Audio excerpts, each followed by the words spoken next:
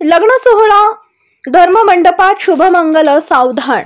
सर्व अनावश्यक बाबी व डामडौल करण्यास फाटा देऊन वंजारवाडी तालुका निवासे येथील श्रीमद भागवत कथा सोहळ्याच्या धर्ममंडपात संत वामनभाऊ व संत भगवानबाबा प्रतिष्ठान मार्फत एका आदिवासी कुटुंबातील वधूवरांचा शुभविवाह सोहळा उत्साहात संपन्न झाला। संत महंतांच्या उपस्थितीत झालेल्या शुभमंगल सावधान कार्याचं परिसरात स्वागत होत आहे। प्रतिष्ठानचे अध्यक्ष महादेव दराडे व सदस्यांच्या संकल्पनेतून दरवर्षी सत्संग सोहळ्यात वेगवेगळे सामाजिक उपक्रम राबवले जातात।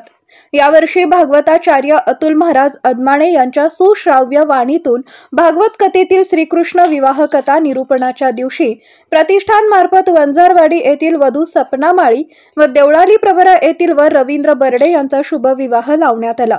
वधूच्या मागे मामा म्हणून मुळा साखर कारखान्याचे जनसंपर्क अधिकारी शंकरराव दरंदले उभे राहिले होते। संतोष जोशी यांनी पौराहित्य केलं। आशीर्वाद रूपी अक्षता टाकण्यास सर्व जाती धर्मातील ग्रामस्थ उपस्थित होते। डीजे वर मिरवणूक, फटाके आदी सर्व बाबींना फाटा देऊन फक्त मंगलाष्टक व नातेवाईक भक्तांना मिष्टान्न भोजन देऊन विवाह संपन्न झाला। पंढरपूर विठ्ठल रुक्मिणी देवस्थान ट्रस्टचे अध्यक्ष गहिनीनाथ महाराज औसेकर, विष्णू महाराज केंद्रे, संत ज्ञानेश्वर महाराज संस्थानचे अध्यक्ष पांडुरंग अभंग यांनी वधूवरांना आशीर्वाद देताना प्रतिष्ठान उपक्रमाचे स्वागत केले।